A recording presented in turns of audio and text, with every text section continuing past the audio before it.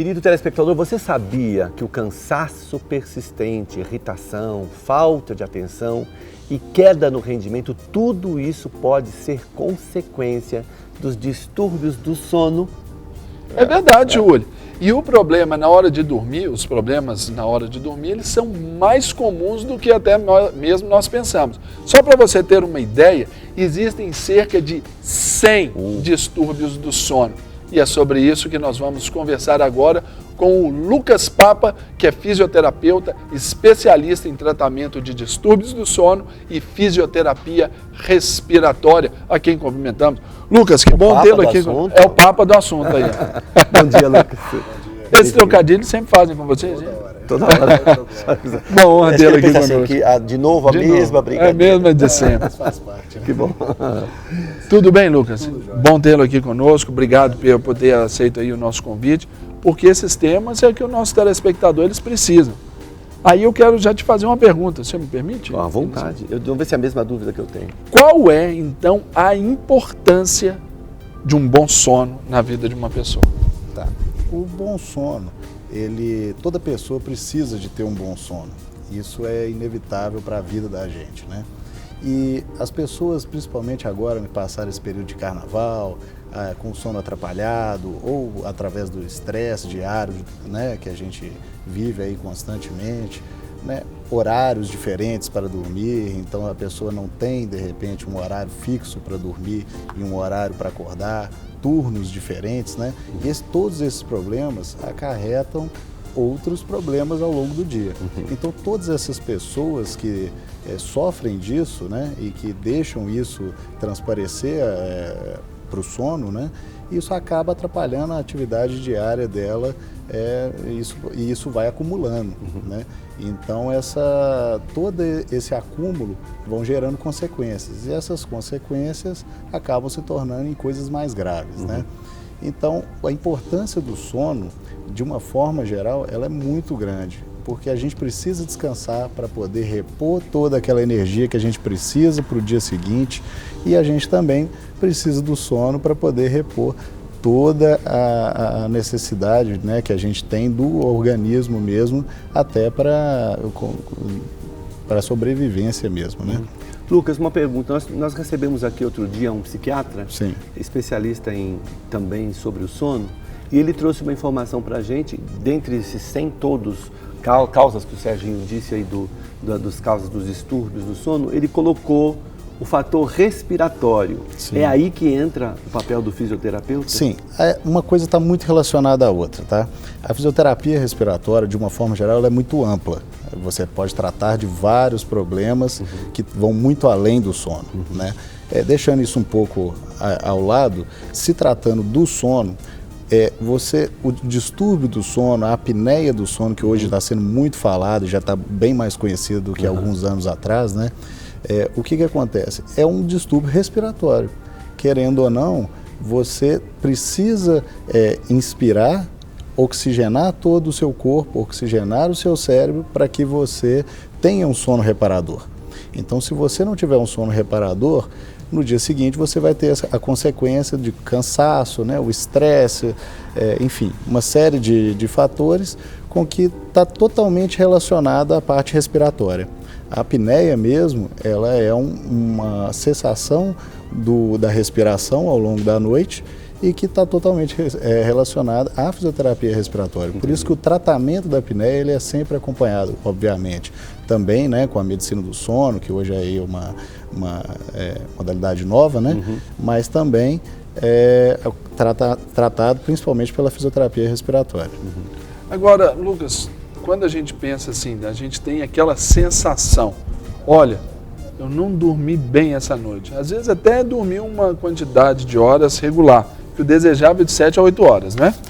O ideal seria pelo menos aí em torno de 6 horas, né? De 6 a 8 horas seria aceitável. Hoje em dia é muito difícil a gente conseguir dormir 8 horas, né?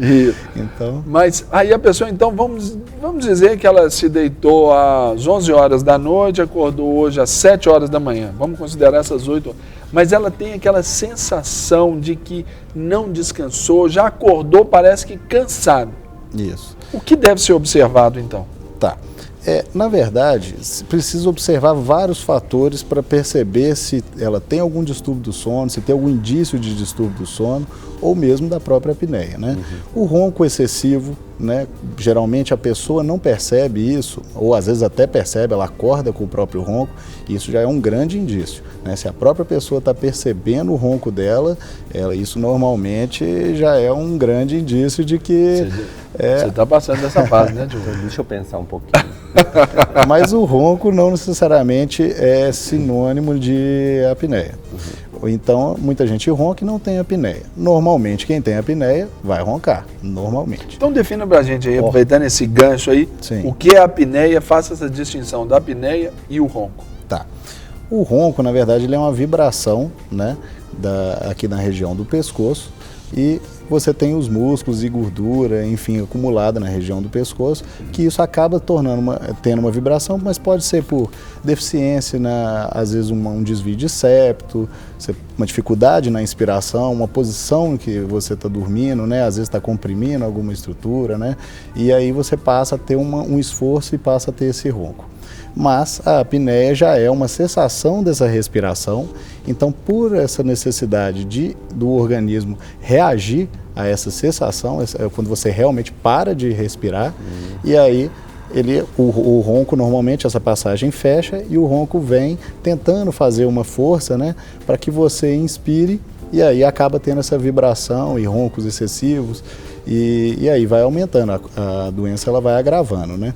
É mais ou menos algo assim. Como se dá o diagnóstico disso, Lucas? Tá, o diagnóstico ele é muito simples hoje em dia. Ele se dá através de um exame que chama polissonografia. Esse exame hoje ele pode ser feito tanto na clínica quanto em casa. Hoje já até se recomenda isso. Hoje já até vem se recomendado bastante a fazer até em casa. É bem mais fisiológico. Vamos pensar assim, se tratando de distúrbios do sono, de apneia, você ir a uma clínica, marcar um horário para você chegar e marcar um horário para você sair já é algo um pouco estressante para a maioria da população. Porque você tem um distúrbio do sono, você tem uma dificuldade, você tem uma insônia, você tem, né, ou outro fator que não te deixa dormir, ou que você dorme demais. Muitas vezes também a gente acha que é só quem dorme pouco. Na verdade, tem gente que dorme muito mais do que 8 horas, 12 horas, e acorda cansado da mesma forma. Imagino que o melhor lugar que você dorme é na sua casa, o melhor lugar para... Quando você vai fazer essa polissonografia, você já vai para uma outra cama, um outro travesseiro, Exatamente. Também já te tira totalmente do seu natural, né? Exatamente. Você sempre vai ter essas duas opções. É claro que existe uma tendência maior hoje em dia, e nos países desenvolvidos também, né, como a Europa, Estados Unidos, eles já tendem muito mais para a polissonografia em casa. Então hoje você já tem toda a estrutura, é muito mais também mais confortável fazer em casa, muito mais recomendável. Por isso, porque o paciente ele vai começar a hora que ele realmente tiver sono, ele vai acordar na hora que ele realmente tiver vontade de acordar. Ao longo da noite, provavelmente ele vai acordar, ou muitas vezes não, mas se ele acordar, ele tem toda a liberdade na casa dele de poder ir tomar uma água, ir ao banheiro e voltar e dormir novamente, o exame continua. Na clínica é um pouquinho diferente, porque você precisa do auxílio de uma pessoa para chamar, para pausar o exame. Enfim, muitas vezes tem muita gente, principalmente às vezes pessoas mais idosas, ou pessoas que têm realmente uma grande dificuldade de dormir fora de casa, elas têm tido mais dificuldade nas clínicas. E as pessoas que procuram sobre a apneia, essa preocupação, elas são startadas por causa do ronco?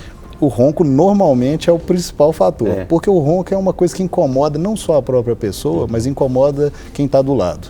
Então, normalmente as pessoas procuram pelo seu parceiro, né, uma esposa, um marido, perceber isso e falar, olha, tá demais. Ou às vezes um amigo, você vai num sítio, o amigo faz uma brincadeira, poxa, você roncou muito essa noite, né? Não deixou ninguém dormir. Exatamente. Então, normalmente a pessoa já vai procurar por causa disso. É um dos principais fatores. Normalmente também, quando já está nesse excesso, já é algo realmente que provavelmente o exame ele vai demonstrar uma gravidade maior, porque isso já foi evoluindo ao longo do tempo.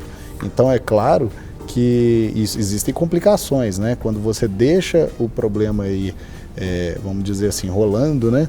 Ele acaba se agravando e puxando outras coisas também.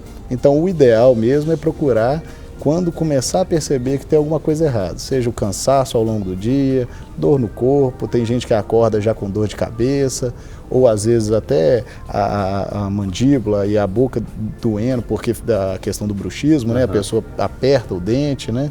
Então, assim, tem vários fatores que a pessoa vai percebendo isso ao longo do tempo e o ideal é não deixar isso agravar para tentar descobrir, porque aí quando ela vai descobrir já está grave. Muitas vezes vem consequências junto com isso. E aí tem que tratar outras coisas também, né? E como terapeuta familiar, tio William, eu já tratei muitos casos ali que uma das dificuldades era exatamente essa. Casais que tinham problemas na sua convivência por causa do ronco de um dos cônjuges, que fica cutucando, que desgasta e tal. Aí, mas alguns chegaram a esse ponto de até de acordo. Chegaram e falaram, olha, vamos deitar juntos. Aí aquela pessoa do sono mais sensível, num determinado momento ela saía do quarto e ia para um outro quarto para poder ter uma noite de descanso. Eles iriam juntos e num determinado momento separavam. Sérgio, isso é das coisas mais comuns que eu escuto, tá? Pacientes que chegam para mim, né, fazem o exame, aí nós começamos a tratar e falam assim, olha, eu vim aqui porque a minha esposa falou comigo que se eu não fosse tratar, que ela ia separar de mim. A apneia gera problemas no casamento. Lucas, gera. Agora, Lucas, eu estou passando aqui, eu estou dando uma de doido. Como fisioterapeuta, queria que você me ensinasse a dormir. Tá certo. Aí, ó. Aqui meu travesseirinho, aqui minha cama, querido telespectador. Qual que é a maneira? Por exemplo, tem um cara que chega e dorme, ele dorme assim. De barriga para baixo. De barriga para baixo. Como é que faz? Essa não é uma posição muito... ela é muito comum, mas não é uma posição adequada, né? Principalmente, um detalhe que você fez, pior do que a barriga para baixo, é colocar o braço debaixo do travesseiro e deitar sobre ele. Isso, muitas vezes, depende muito da posição que você vai ficar também, acaba que você pode comprimir o pulmão, você pode ter dificuldade na respiração nessa posição. O braço, então, nem se fala, porque você pode ter outras complicações que nem estão relacionadas a isso também, né? Isso aí, para o ter mais mobilidade. Então, o ideal seria essa posição aqui. Como que o braço ficaria aqui? Sim, o braço, ele na verdade, isso. O ideal é sempre deitar de lado, né? Você vai acabar... Deixa eu virar aqui para cá, eu acho que é melhor aqui. Isso. Dormir. Estou com ponta aqui, mas tá bom. Vai dar tudo certo no final. Exatamente. Deitar de lado, muitas vezes é recomendado até um travesseiro entre as pernas, seria bem legal. Cadê o... né? Deixa eu arrumar um... Presta aí, tio Olho. Aí, ó. Ensinando o pessoal de casa a dormir direito, gente. Nós temos que ensinar você a dormir direito. Doutor, o lado, Isso. Lucas, faz diferença? O lado normalmente não faz tanta diferença, né? Exceto quando você tem... quando é uma mulher grávida, né? Aí você tem lados que comprimem mais estruturas do que outros. Ser do lado do coração. Mas isso não é, geralmente não é muito problema. Uhum. O ideal é não dormir com o braço debaixo do travesseiro, né? Assim. Esse é um mau hábito. Assim né? estaria errado. Exatamente. Você está comprimindo o braço, né? Então, não falando seria assim, só da no meio da perna, assim? Não, o braço ele pode ficar livre, fica à vontade. Só o ideal não é ficar mesmo debaixo do travesseiro. Mas de qualquer forma, a posição sempre com a coluna bem reta, não dormir muito atravessado na cama, um colchão adequado sempre também é muito... Tem jeito de apagar a luz, fazer favor? já é muito também, né, Sérgio?